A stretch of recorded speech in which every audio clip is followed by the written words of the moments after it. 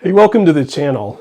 Cody in the Cinema here. Just got back from a Shakespeare play in the Blackfriar Playhouse in Stanton, Virginia. Watched Romeo and Juliet. That was really fun. And used to be an English teacher, which is kind of relevant to our video here today because I picked up this imprint set, this David Lean imprint set. I think people remember pictures, not dialogue. That's why I like pictures, it says on the back. So this is the David Lean Volume 1, and it has a few different movies. In Which We Serve. I've never heard of that. The Happy Breed, I have heard of that. A couple of people have mentioned that in comments on my videos. By Spirit, Brief Encounter, which I've talked about on this channel before. And then these two Charles Dickens adaptations, Great Expectations and Oliver Twist. So this is a really nice looking set. I was anticipating it would be one of those like smaller ones, not look super impressive, but it kind of does. And oh, these are beautiful. Just these nice clear plastic. In Which We Serve. The surviving city. A surviving city clings to life after being attacked by German bombers. That looks interesting to me. In Which We Serve. We have This Happy Breed, Technicolor. A couple with 3 children have their modest household touched by joy and tragedy at the tail end of the war. Really cool. Another film here, By Spirit, with Rex Harrison. Oh, cool. I love Rex Harrison. Nice. And I think this is in the Criterion collection, right? Middle-aged author is suddenly confronted by the ghost of his first wife. I believe that. I want to say it is. It may not be. 3 others here from that collection. This is like a really nice set. Kind of a surprise of the year for me. I didn't know it would be packaged this well. Brief Encounter, which I've talked about before. Really good David Lean movie.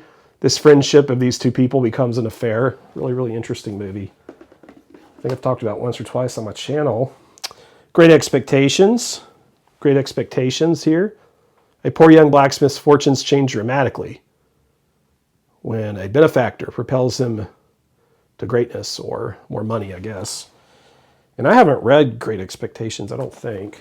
I have it. I have a pile of Dickens books that I'm looking into. I'll try to read literature sometimes still, even though I don't teach English anymore.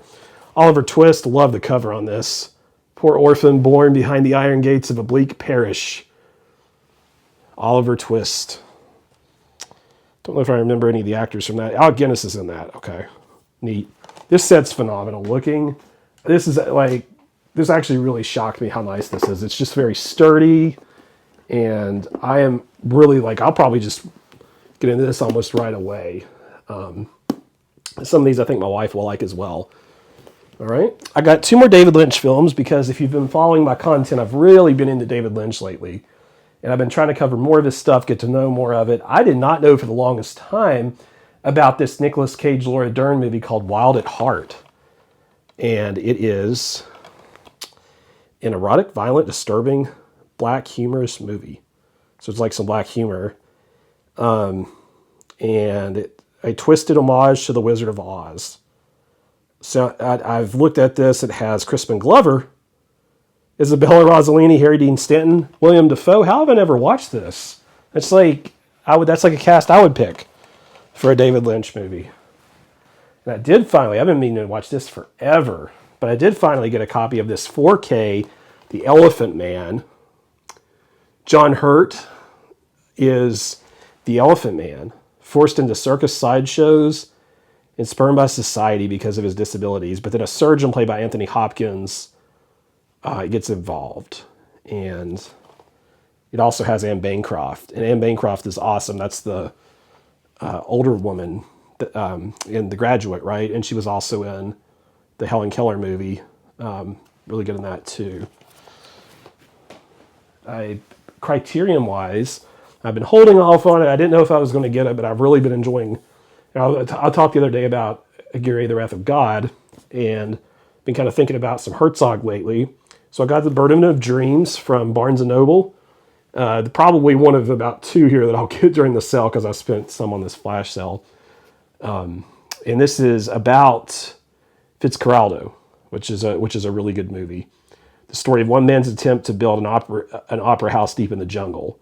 And the whole production was like, it's a whole other story. And then this documentary, I think this has already been in the collection, but this is a 4K of it. And of course you get a really nice, sturdy bit of packaging here. Burden of Dreams. There's a booklet. And the booklet is really cool. In dreams begin responsibilities. So there's an essay in this booklet. I'm a fan. The inside cover art is nice, and there's something else with it. A different booklet, perhaps. Burden of Dreams. This is a booklet. I don't know if this is like a diary. On location, they kept journals. So these are journals. Interesting. These are journals, I guess, about the filmmaking process.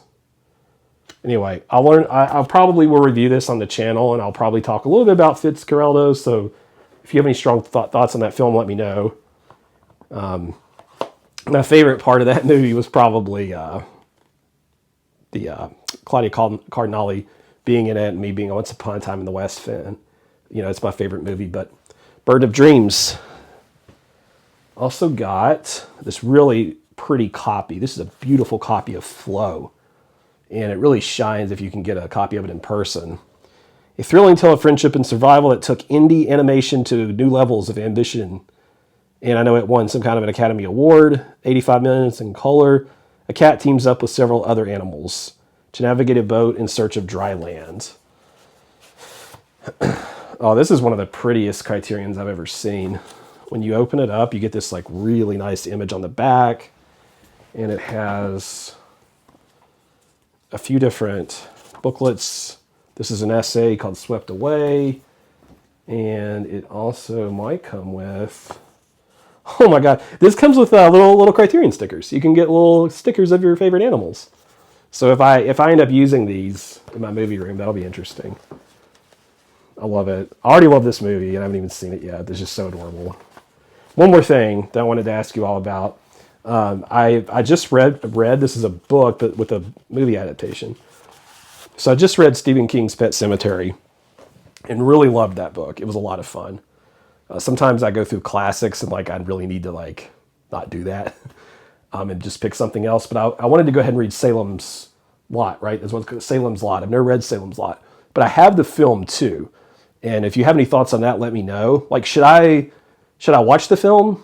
I mean, like, if I watch the film and then I read it or vice versa, I don't think it'll matter.